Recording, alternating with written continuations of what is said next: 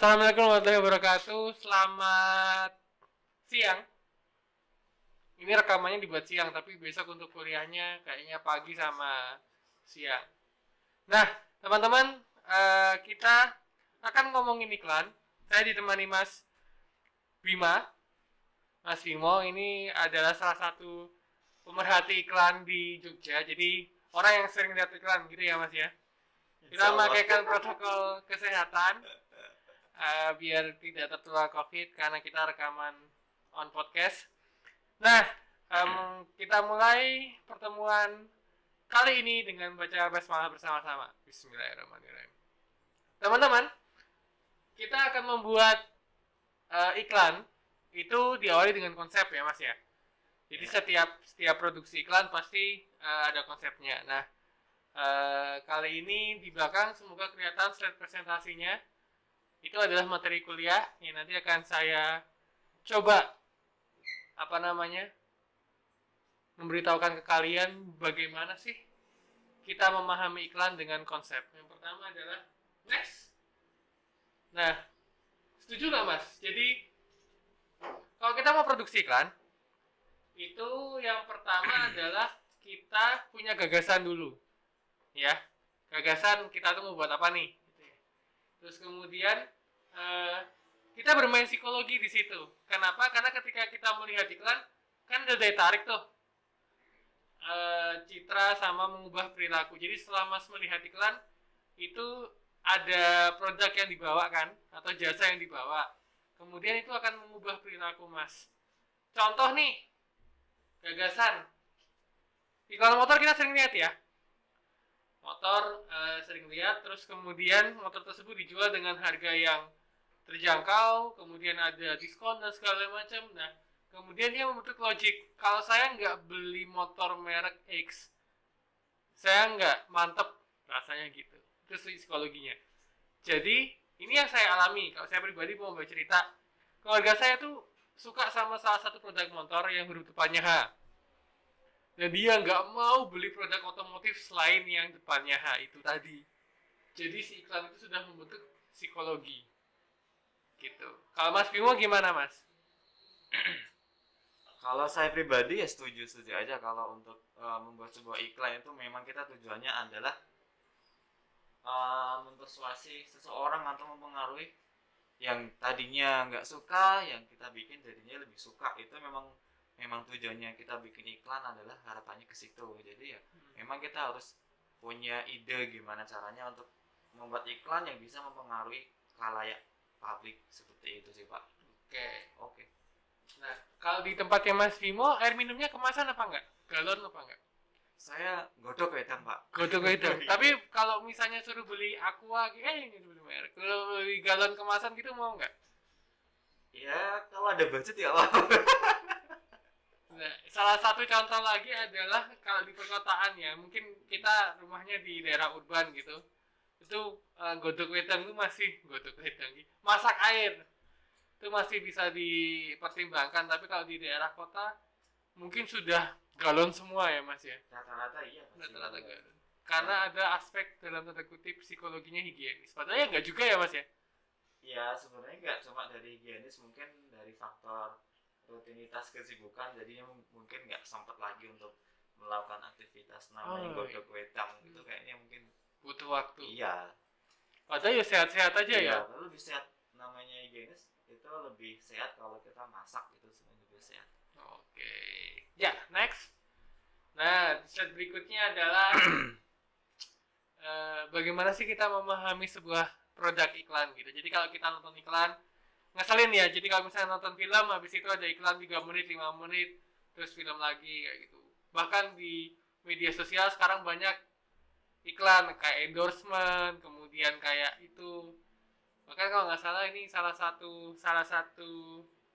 di media sosial itu ada apa monetasi ya, monetize itu untuk gimana sih monetize itu Mas? Sistemnya itu monetize itu kalau dari YouTube, setahu saya itu ketika sebuah channel itu sudah mencapai batas yang sudah ditentukan atau kebijakan yang sudah dibuat oleh YouTube. Itu kemarin terakhir di 1000 subscriber sama 4000 jam tayang. Nah itu memang syarat mutlak yang harus dipenuhi sebuah channel apabila ingin monetize dari channelnya itu. Dan monetize itu biasanya akan ada hak yang diterima dari sebuah channel itu dari YouTube. Jadi punya apa ya, istilahnya kayak kalau channel pribadi nanti punya penghasilan dari YouTube-nya itu. Tapi untuk syarat pastinya secara detail dalamnya syaratnya itu memang kita rata-rata memang tidak tahu, bahkan yang sudah 14.000 subscriber pun belum tentu juga mereka sudah monetize. Berarti hitungannya adalah subscriber dan jam tayang. Iya. Oke. Nah, artinya bahwa ketika kita akan menjadi seorang endorsement atau pengiklan, itu kita memahami iklan ada yang pertama adalah pola komunikasinya. Di sini kalau kita contohkan di YouTube adalah bagaimana konten itu menimbulkan keunikan. Jadi konten yang dibawa itu apa? Apakah produk, apakah layanan, ataukah unboxing kayak gitu ya. Sekarang ngetren itu seperti itu. Jadi fokus pada pola komunikasinya, atau dia konteksnya penjualan. Jadi penyebaran informasi komersil dengan media berbayar. Tentunya kita kalau bicara di platform media lain, media berbayar ini sangat gencar ya. Jadi kita scrolling beranda itu tiba-tiba ada iklannya. Nah itu juga termasuk dari konteks komersilnya atau penjualannya. Nah ini yang paling beda, yaitu ranah psikologi maupun kreatif. Kalau teman-teman bayangkan sekarang saya menggunakan masker, Mas Bimo menggunakan masker, tapi Mas Bimo tuh maskernya beda dengan milik saya. Kalau saya maskernya biasa aja, kalau Mas Bimo tuh ada endorse-nya ya di pipi sebelah mana? Kiri apa kanan? Kiri dari sini. Kiri ya. Berarti ada jelas terpampang itu tulisan brand. Nah, ini adalah ranah psikologi dan kreatif. Kenapa? Karena tidak ada hubungannya brand tersebut dengan produk yang Mas Bimo kenakan. Gitu. Karena brand tersebut lebih bukan menjual ya, lebih ke akademik, tapi dia juga punya expertise di bidang wawasan kesehatan. Nah, namun produknya masker. Tentunya pendekatan iklan di ranah psikologi maupun kreatif ini sekarang banyak dilakukan. Kita tidak pernah mengetahui kenapa sekarang ranah psikologi ini mampu mempengaruhi banyak uang iklan. Setuju nggak kalau saya katakan gini, Mas? Sorry. Ini loh, mohon maaf ya. Ada perusahaan-perusahaan besar. Terus kemudian tiba di satu daerah, karena daerah itu bencana, mereka pasang tenda yang gede dengan logo yang gede. Menurut Mas Bimo, ketika dia di daerah bencana tersebut, terus ada tenda, logonya perusahaan X, Y, Z, A, B, C, termasuk iklan nggak? Kalau menurut saya sih ya jelas itu iklan. Iklan ya? Iklan itu. Kreatif nggak? Ya sebenarnya kreatif di atas penderitaan mungkin.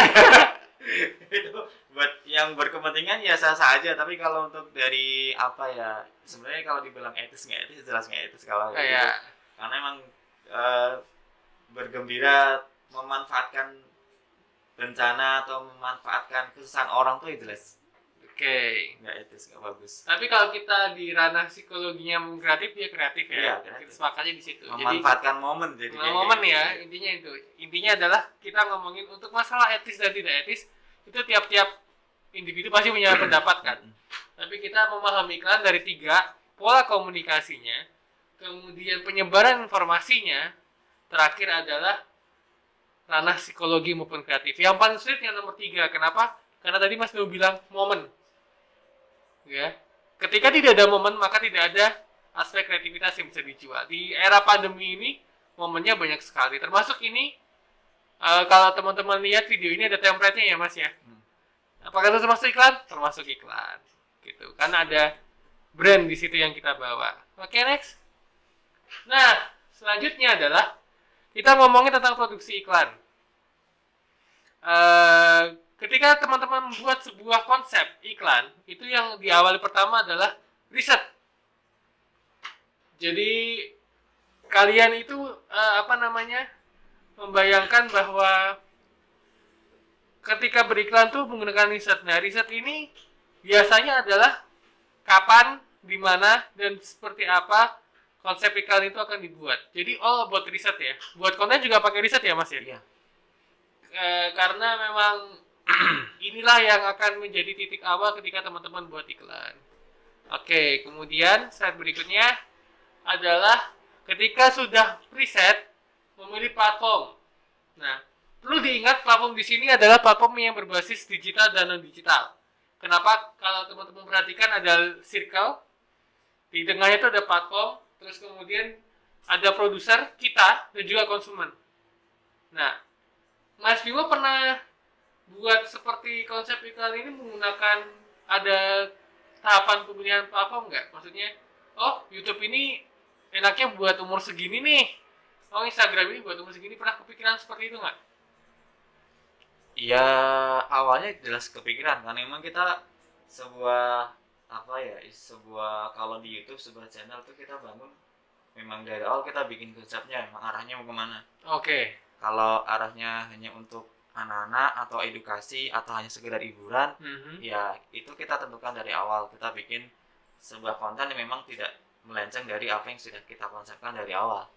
Karena nanti kalau melenceng mungkin beberapa mungkin dari subscriber mungkin akan takutnya kecewa dengan channel ini. Bahkan dalam satu platform pun masih harus dipilih platform lagi. Intinya misalnya ada tadi Mas Bimo cerita YouTube, kemudian tadi ada yang namanya segmentasi nih. Nah, itu termasuk memilih platform. Kenapa? Karena itu sebuah indikator yang menentukan konten kita mau ngapain, gitu kan.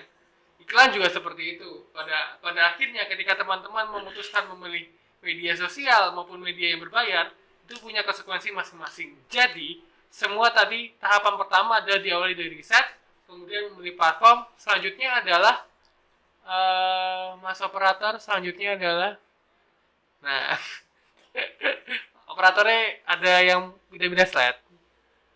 Memberikan penawaran menarik.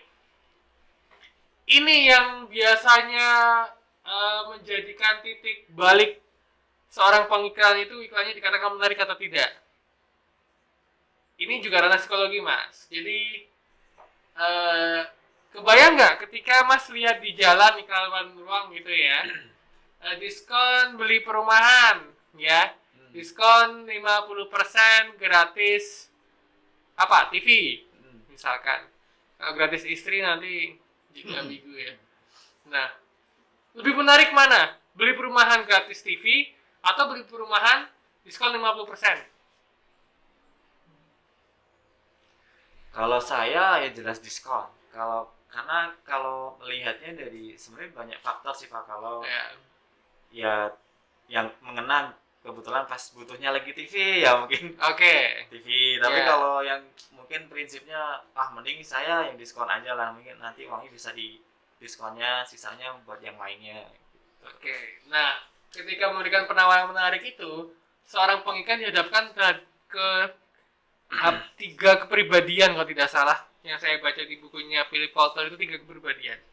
Pertama, ketika penawaran itu diberikan akan ada feedback, umpan balik kan, respon dari konsumer. Pertama, kamu akan menghadapi orang yang benar-benar fungsional.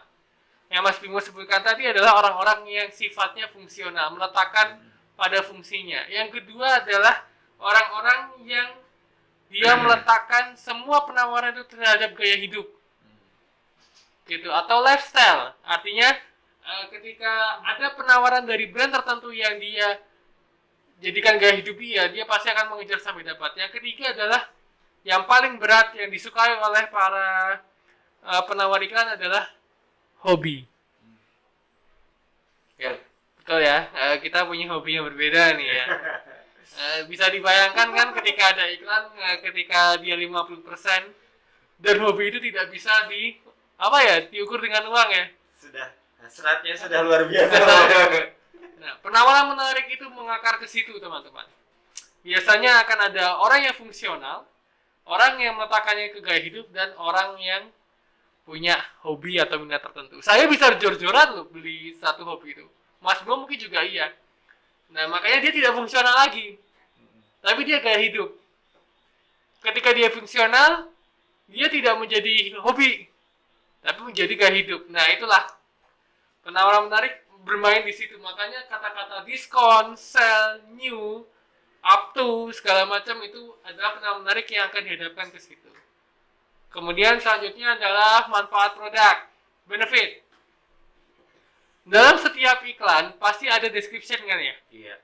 Ya, ada ingredients, ada deskripsi. Jadi speknya seperti apa? Kenapa? Karena itu akan menjelaskan manfaat produk dari sebuah iklan. Mas Bimo pernah nggak beli produk yang iklannya itu dia nggak ada jelasin spesifikasinya apa gitu? Pernah nggak punya pengalaman itu? Awal-awal dulu pernah, tapi ya karena jadinya pernah kejadian yang tidak mengenakan dengan membeli barang tanpa deskripsi, jadinya saya ke belakang-belakang tetap harus teliti dengan apa yang sebuah barang itu akan dideskripsikan oleh penjualnya. Jadi memang deskripsi itu buat saya penting. Kadang pun kalau di deskripsi nggak sesuai ya itu juga lebih mengecewakan lagi. Oke, berarti tadi Mas Bimo pertama itu dia meletakkan ke ranah gagasan, jadi dia harus beli tadi yang di slide awal. Terus kemudian dia belajar dari situ kan, oh ternyata ada plus minus nih gitu kan. Ketika nggak ada spesifikasinya malah barangnya A, malah barangnya jadi B. Kemudian ketika beli yang ada spesifikasi, benefitnya malah lebih bagus. Itulah iklan. Jadi yang tahap pertama tadi riset, yang kedua adalah menawarkan produk, sell, diskon.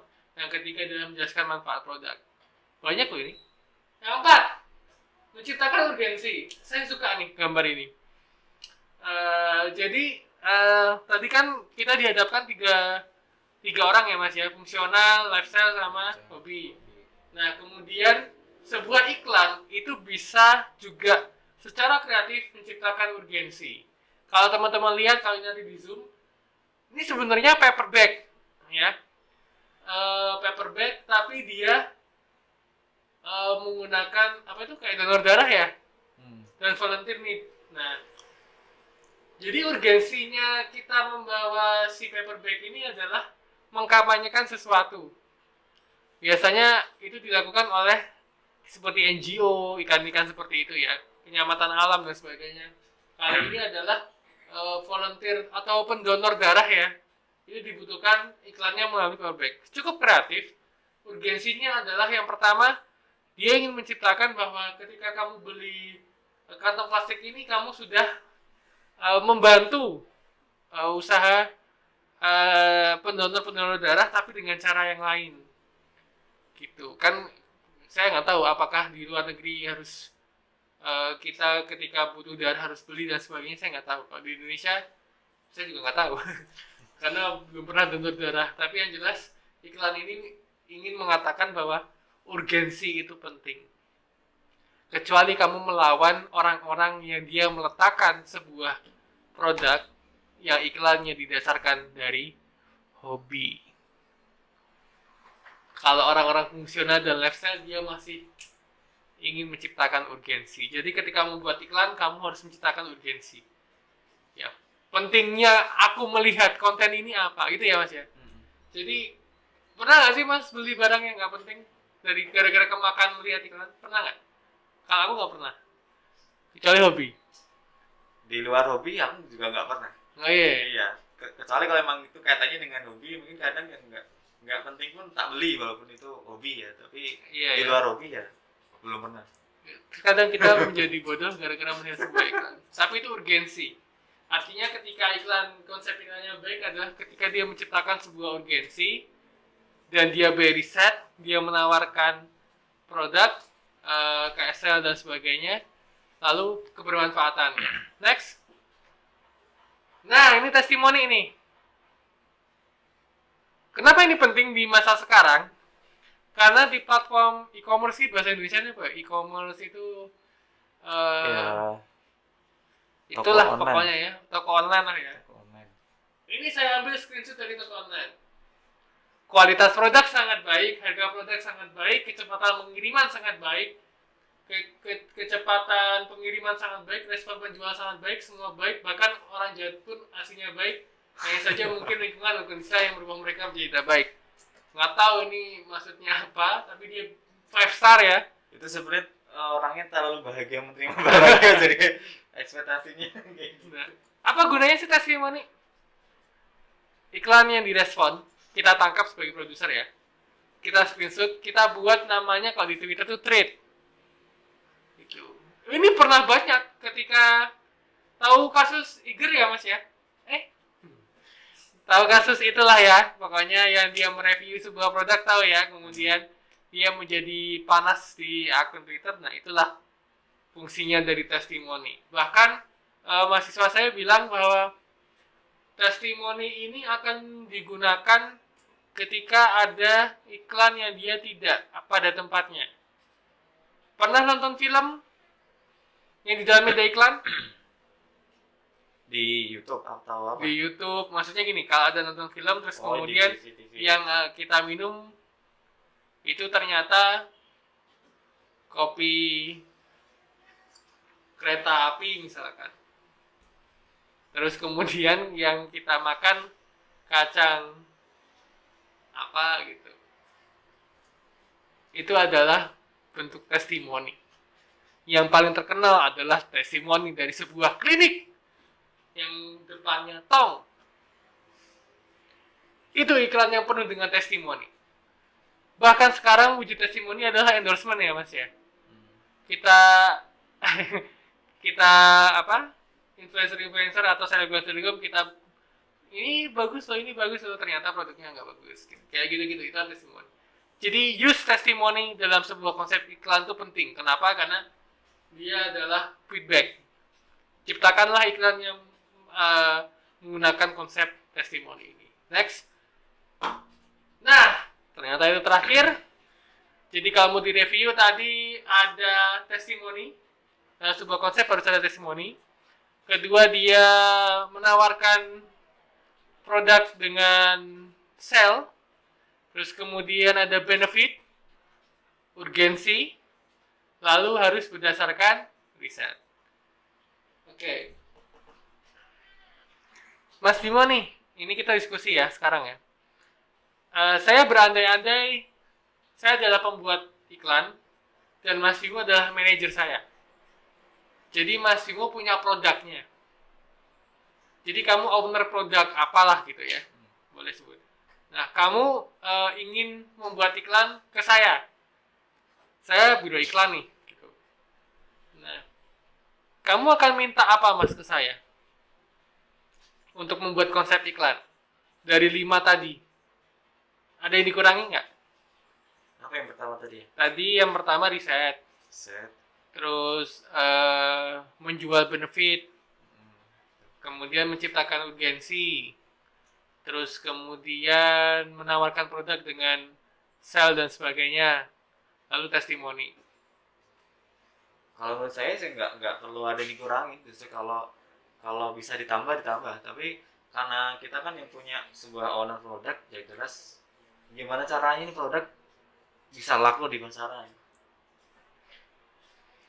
Yang terakhir adalah permintaan, itu penting. Kenapa? Karena tadi Mas Bimo dengan sangat tegas bagaimana produk itu bisa terjual di pasaran atau laku di pasaran. Intinya adalah dari kelima konsep ini teman-teman bisa mengembangkannya menjadi suatu konsep yang utuh ya. Kalau bisa ditambahin, tujuannya adalah komersil.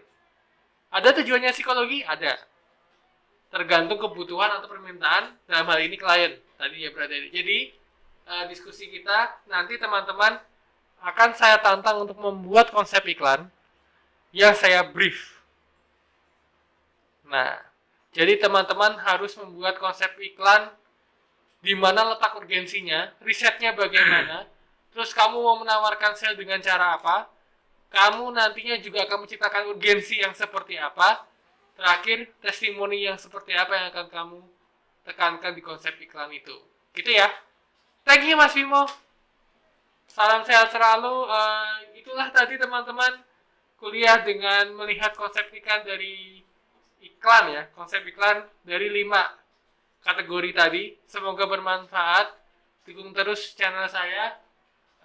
Jadi kalau teman-teman belajar, ilmu yang akan menjagamu gitu ya. Jadi jangan pernah lelah belajar di masa pandemi ini, tetap harus semangat. Apapun platformnya tetap kalian harus reading, watching dan sebagainya. Kalian pasti bisa sukses pada nantinya. Terima kasih Mas Bimo. Mau promo apa? Dukung juga channel saya ya. Apa channelnya Mas? RCAPM. SMM. Dan subscribe di YouTube saya. Tolong. Dukung kami. Kurang lebihnya kami mohon maaf. Assalamualaikum warahmatullahi wabarakatuh. Saya akhiri. Sampai jumpa di lain kesempatan. Thank you.